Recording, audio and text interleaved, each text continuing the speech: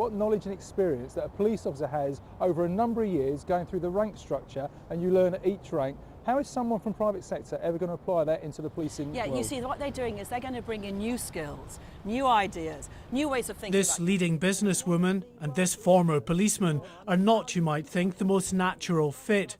But the government disagrees, and high-flying executives could soon be parachuted into senior ranks within the police. You need at least 20 to 30% of your people at senior levels from outside the organisation. Otherwise it becomes a clique, it becomes groupthink.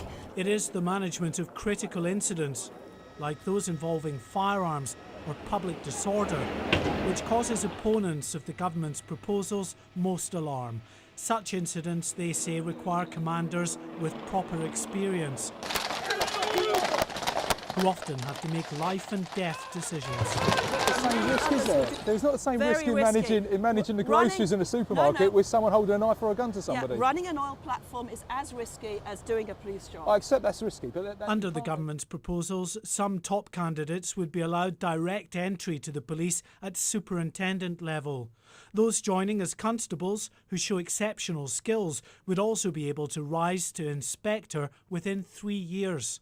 And foreign police chiefs from countries like the US and Australia could apply for chief constable jobs here.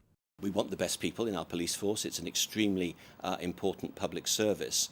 And so the wider the pond in which we fish for talent, the better the police are likely to be.